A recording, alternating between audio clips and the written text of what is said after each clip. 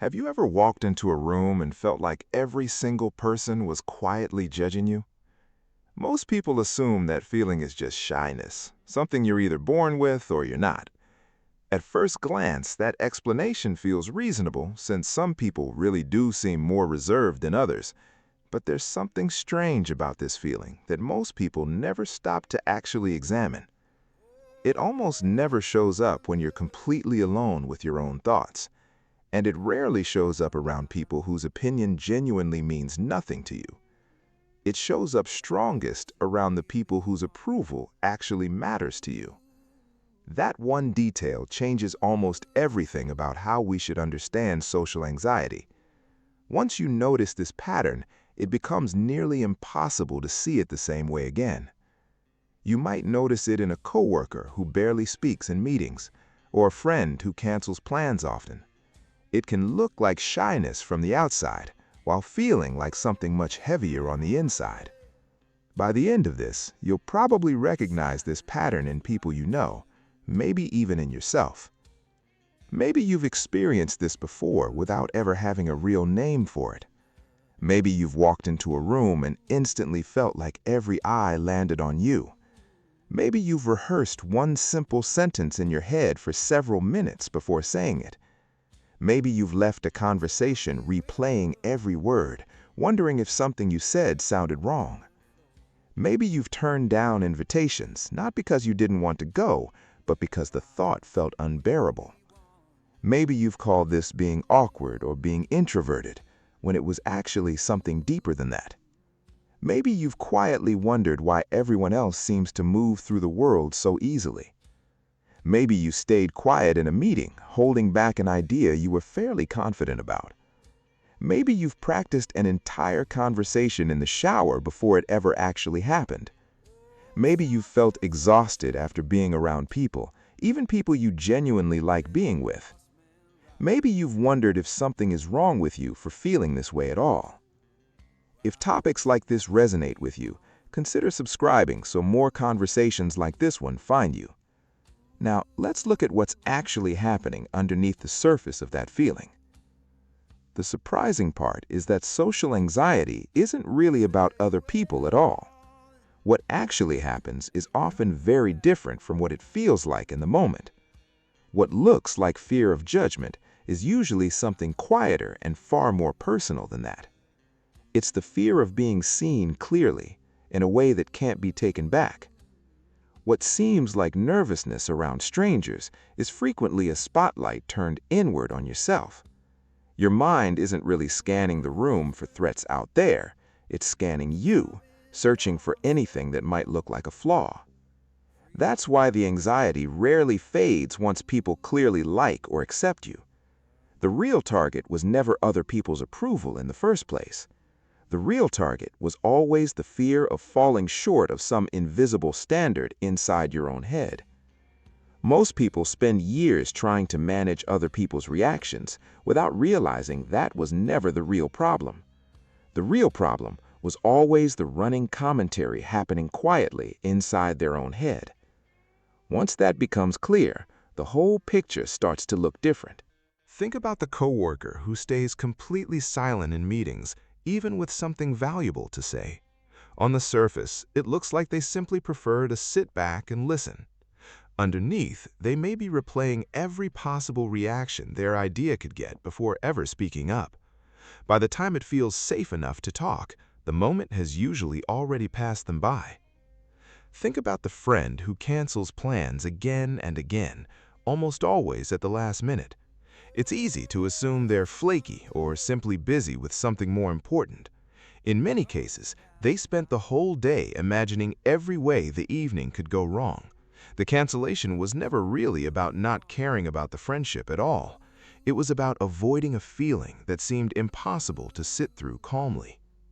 Think about the person who says sorry constantly, almost as a reflex for the smallest things. "Sorry, this is probably a dumb question," they say, right before asking something completely reasonable. That's not modesty, and it was never really about politeness either. It's a nervous system trying to get ahead of judgment before judgment even has a chance to arrive. Even something small, like texting a friend back, can quietly trigger this same pattern. Someone reads a message, starts typing a reply, deletes it, then starts typing all over again. They aren't struggling to find the right words at all. They're trying to predict exactly how those words will land before ever hitting send. Even ordering food at a restaurant can bring this feeling to the surface without warning. The fear was never really about the sandwich or what to order for lunch. The fear is an imagined moment of being misunderstood, even by a stranger you'll never see again. Over time, these small moments quietly add up into something much bigger than any single one of them. They become a constant, quiet performance review running in the background of everyday life. Think about avoiding eye contact with someone you just passed on the street, even someone you actually know. It's easy to assume that's just distraction or being lost in thought. Often, it's actually a quick calculation about whether saying hello might come out wrong somehow. Think about the dread of an unexpected phone call, especially one from a number you don't recognize. Many people let it ring, then spend the next few minutes rehearsing what they'll say if they call back.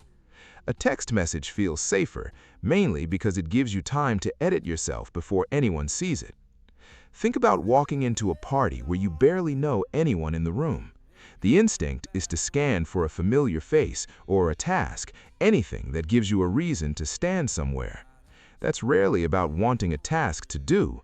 It's about needing an excuse to exist in the room without being watched doing nothing. Think about a group photo and the small flash of dread right before the camera clicks. It's not really about how you look in that one frozen moment. It's about a picture existing that other people might look at and judge later at their own pace. Think about small talk at the start of a meeting before anything important actually gets discussed. Even a simple question like, "How was your weekend?" can quietly trigger a wave of calculation. What should I say? How much should I share? Will this sound interesting enough to anyone listening? Think about waiting to speak in a group conversation, holding a thought while everyone else keeps talking. By the time there's a pause, the moment sometimes already feels like it passed you by completely. So the thought stays unspoken, filed away instead of shared with the people around you. Our minds naturally evolved to care deeply about belonging because being excluded once meant real danger. Being cast out of the group wasn't just uncomfortable back then, it could threaten actual survival. Many people carry that old alarm system straight into situations that pose no real threat today. A job interview, a party, or a group chat can't actually harm you in any physical sense, but your brain doesn't always know the difference between social risk and physical danger. When you feel anxious around people, your attention often turns sharply inward, almost automatically. You start watching your own voice, your posture, and your expressions like an outside observer. That's why people often remember their own small mistakes with painful, almost embarrassing clarity. At the same time, they tend to forget how the other person actually responded to them. Your mind was simply too busy narrating you to notice what was really happening around you. Interestingly, most of what feels like obvious awkwardness to you is invisible to everyone else in the room. People consistently believe others notice and judge them far more than those people actually do. You feel like you're standing on a stage under bright lights. Everyone else is simply living their own life, mildly distracted and mostly focused on themselves. This same instinct shows up in something sometimes called the fear of negative evaluation, though the name matters less than the feeling. It simply means the mind treats any hint of disapproval as urgent and important. Even a neutral face on someone else can get read as boredom, disapproval, or quiet judgment. Your brain fills in the blanks, and it rarely fills them in with anything kind. This happens fast, often before you're even consciously aware a judgment has been made. By the time you notice the anxious feeling, the interpretation has already happened underneath it. That's part of why anxious thoughts can feel so certain, even when they turn out to be wrong. The feeling arrives first, and the mind builds a story afterward to explain why it showed up. Over time, this becomes such a familiar loop that it starts to feel like simple truth. It stops feeling like a pattern and starts feeling like an accurate description of reality itself. But that's only part of the story, and it isn't the whole explanation. There's another layer underneath that most people never stop to notice or question.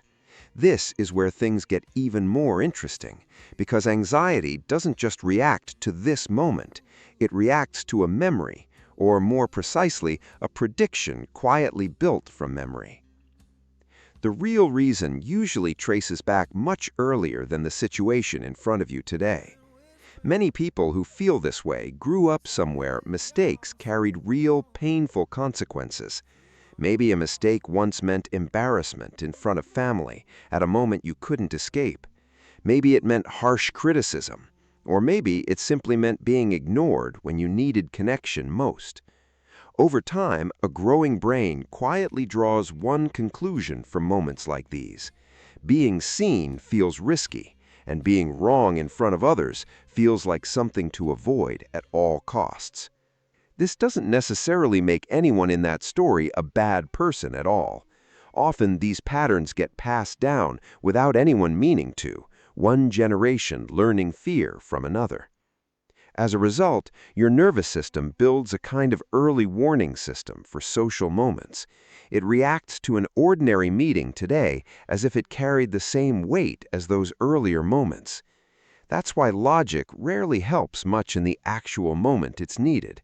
You can know a presentation isn't dangerous and still feel your heart pounding as if it were. This isn't really a thinking problem you can just reason your way out of. It's an old emotional habit, one formed long before any of today's explanations ever entered the picture. Even more revealing, many anxious people are unusually tuned in to other people's emotions and moods.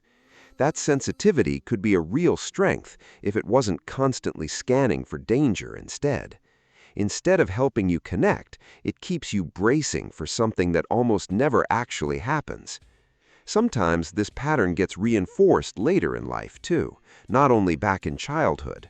A single harsh reaction from a boss, a partner, or a friend can quietly confirm an old fear all over again. The nervous system doesn't need many examples before it decides a pattern is trustworthy. One bad moment can undo dozens of good ones, at least in how it feels at the time. That's not a character flaw, and it isn't a sign of weakness either. It's simply how a protective system tends to work once it's been triggered enough times before. The next time you feel that familiar tightness before a social moment, try pausing before you react. Ask yourself exactly what you're afraid will happen, instead of sitting with a vague sense of dread. Often, naming the fear directly makes it feel smaller and far less overwhelming than before. Notice how much of your attention has turned inward during the conversation itself. Gently, without judging yourself, try shifting your focus back out toward the other person. Pay attention to their words, their expression, and whatever story they're actually trying to tell you. This won't erase the anxiety instantly, and honestly, it was never meant to. It simply interrupts the inner performance review long enough for a real connection to happen instead. Afterward, reflect on what was actually said, not on how you think you looked while saying it. Most of the time, you'll find the conversation was far less scrutinized than it felt in the moment. You can also try lowering the bar for what counts as a good outcome in a conversation. Connection matters far more than sounding perfectly articulate or impressive. Most people remember how a conversation felt far more than they remember the exact words used. This same pattern shows up far beyond parties, interviews, and awkward small talk with strangers. It shows up in relationships, when someone hesitates to share a need out of fear of seeming like too much. It shows up in friendships, when someone stays quiet about a disagreement just to avoid any conflict. It shows up at work, when a genuinely good idea goes unspoken because of what saying it might mean. It shows up in the quiet belief that you have to earn belonging by never making a visible mistake. It shows up in how freely you ask for help when you actually need it. It shows up in how honestly you can disagree with someone you care about. Which brings us to something even more important than social anxiety by itself. This pattern was never really about socializing in the first place. It was always about the fear of being fully seen, flaws included, and still being accepted anyway. Understanding this doesn't make the anxiety disappear overnight, and honestly, it isn't meant to. But awareness quietly changes the relationship you have with that feeling over time. The racing heart, the rehearsed sentences, and the replayed conversations don't mean something is wrong with you. They mean an old part of your mind is still trying to protect you from a danger that no longer exists. Sometimes the biggest shift begins the moment an invisible pattern finally becomes visible to you. And once you can see it clearly, you can finally start relating to it differently. That shift alone can quietly change how you move through nearly every room you walk into. If this perspective helped you see social anxiety a little differently, consider subscribing for more conversations like this. Thank you for spending these moments with me, and I'll see you in the next video.